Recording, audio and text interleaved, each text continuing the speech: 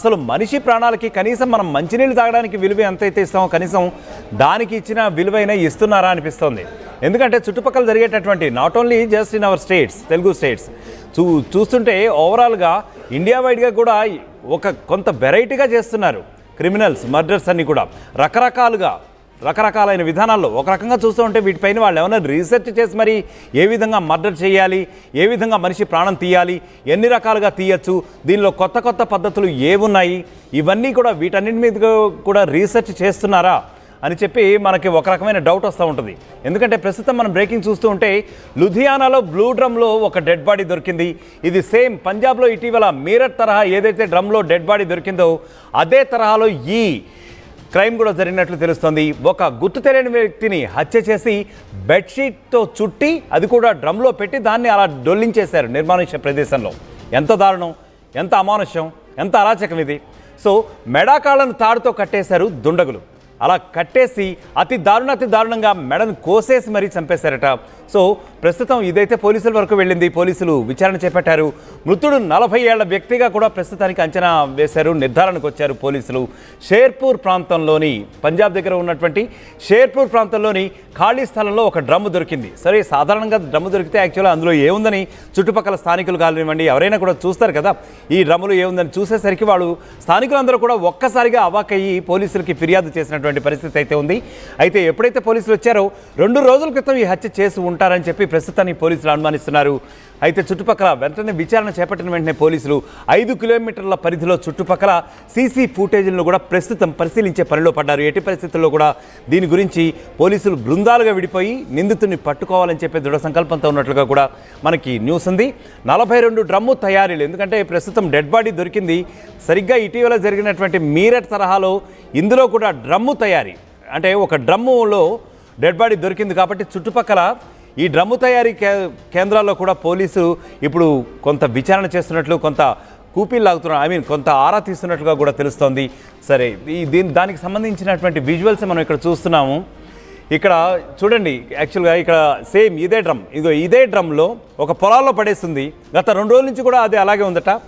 స్థానికులు ఇస్తున్నటువంటి సమాచారం మేరకు ఇదే డ్రమ్లో డెడ్ బాడీ కూడా ఉంది. కానీ ఒక 2 రోజుల వరకు చుట్టుపక్కల తిరుగుతున్న వాళ్ళు ఎవరో పగిలిపోయిన డ్రమ్మో లేదు విరిగిపోయిన డ్రమ్మో అక్కడ పడేసి ఉంటారులే, ఎందుకంటే చెత్తలో పడేస్తూ ఉంటాం కదా జనరల్గా. సో ఆ పాయింట్ ఆఫ్లో అనుకున్నారు. బట్ ఎందుకో ఒక రకమైనటువంటి దుర్వాసన, ఏదో సమ్ సార్ట్ ఆఫ్ డౌట్ వచ్చి ఉంటుంది అక్కడ స్థానికులకి. సో అసలు ఇందులో ఏముంది అని చెప్పి ఒకళ్ళిద్దరు స్థానికులు దాని దగ్గరికి వెళ్ళి చూడగా ఒక్కసారిగా వారు నిర్ఘాంతపోయిన పరిస్థితి, ఒక్కసారిగా వారు షాక్ అయిపోయినటువంటి పరిస్థితి. వెంటనే వాళ్ళకి ఏం చేయాలో తెలియక అఫ్కోర్స్ ఏం చేస్తారు, as a next step they will give the complaint to the police. వాళ్ళు అదే పని చేశారు. పోలీసులు వచ్చి ప్రస్తుతం అయితే విచారిస్తున్న పరిస్థితి అయితే ఉంది. దానికి సంబంధించిన విజువల్స్ అయితే మనం ఇక్కడ చూస్తున్నాం.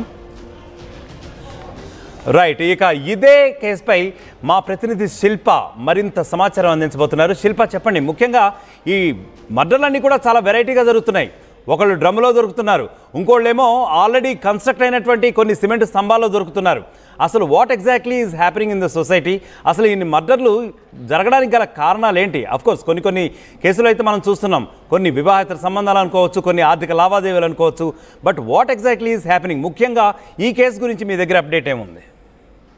రైట్, దేశవ్యాప్తంగా సంచలనం సృష్టించినటువంటి ఉత్తరప్రదేశ్లోని మీరట్ డ్రమ్ము హత్య కేసు తర్వాత మరోసారి పంజాబ్లోని షేర్పూర్లో అదే తరహా హత్య అనేది ప్రస్తుతం అయితే నమోదైంది.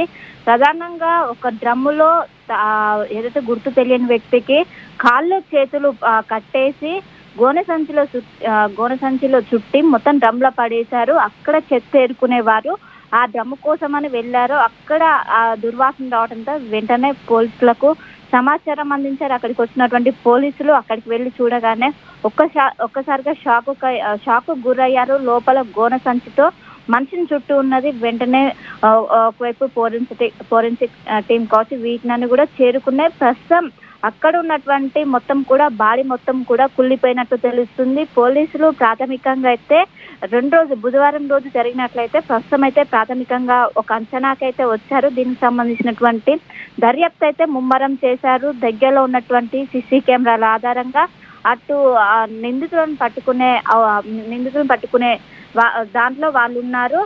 ప్రధానంగా చాలా గతంలో కూడా ఇదే తరహా మర్డర్ అనేది నమోదైంది. మరోసారి ఈ విధంగా సమాజం ఎటుపోతుందన్న ప్రశ్న కూడా లేనెత్తుతుంది.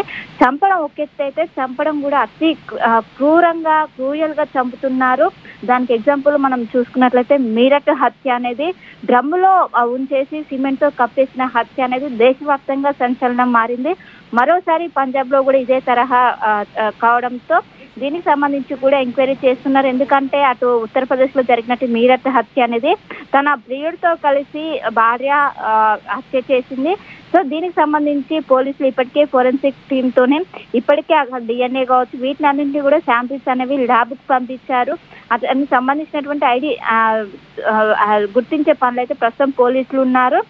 ప్రధానంగా షేర్పూర్ చుట్టుపక్కల ఉన్నటువంటి జిల్లాలో మిస్సింగ్ కేసెస్ ఏమేమి ఉన్నాయి, ఎవరైనా మిస్సింగ్ కంప్లైంట్ ఇచ్చారా, వీటి ఆధారంగా అవి కనుక తెలిస్తే ఖచ్చితంగా ఆయన ఎవరో తెలిసే అవకాశం ఉండడంతో ప్రస్తుతానికి ఆయనకి ఏజ్ 35 నుండి 40 ముఖ్యంగా అదే నేను కూడా అడగబోతున్నాను. యాక్చువల్గా ప్రాథమికంగా పరిశీలించినటువంటి పోలీసులకి దీని గురించి ఈ హత్య ఎలా జరిగి ఉండొచ్చు అని ఏమైనా ఒక ప్రాథమిక నిర్ధారణకి వచ్చిన అప్డేట్ ఏమైనా ఉందా మీ దగ్గర? అంటే ఏ విధంగా చంపారు ఏంటి అనేది, దీనికి కారణం ఏమి ఉండొచ్చు, ఇటువంటి సమాచారం ఏమన్నా? రైట్, ప్రస్తుతం అయితే ఒకవైపు కేసు నమోదు చేసుకొని దర్యాప్తు చేస్తున్నారు. ప్రాథమికంగా మాత్రం మొత్తం కూడా ఆయన బాడీ మొత్తం కూడా డిస్పోజ్ అయినట్టు కూడా కనిపిస్తుంది. సో పూర్తి స్థాయిలో కూడా గుర్తుపట్టలేని పరిస్థితి.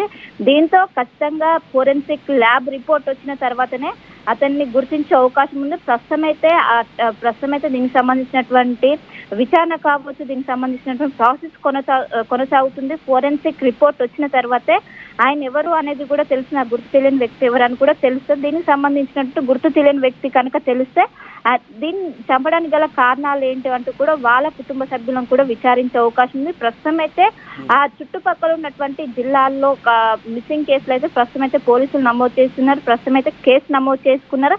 దీనికి సంబంధించి సిసి కెమెరాలు అనేవి ప్రస్తుతం కీలకంగా మారాయి. అక్కడ ఉన్నటువంటి సిసి కెమెరా ప్రస్తుతం అయితే పోలీసులు స్వాధీనం చేసుకొని ఎంక్వైరీ చేస్తున్నారు. ఏ టైంలో జరిగింది, ఎప్పుడు జరిగింది, అండ్ ఇప్పటికే పోస్ట్ మార్టం ప్రక్రియ కూడా కొనసాగుతుంది. పోస్ట్ మార్టం ప్రక్రియ అనేది పూర్తయితే ఏ విధంగా చంపారు అనేది కూడా పూర్తి స్థాయిలో తెలిసే అవకాశం ఉంది. ఎందుకంటే చంపిన తర్వాత గోనె సంచులు వేసుకొచ్చినట్టు కూడా తెలిసింది.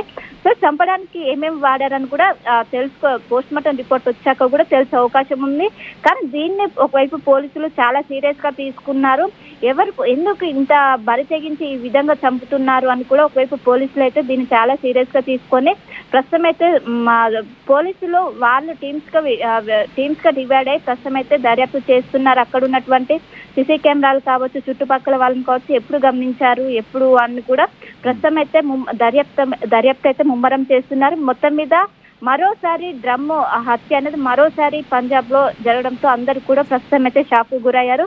ఏదైతే మీరట్ హత్య మరవక ముందే మరోసారి ఇదే తరహాలో ఇంత క్రూరంగా నమోదవడంతో ఇటు సమాజం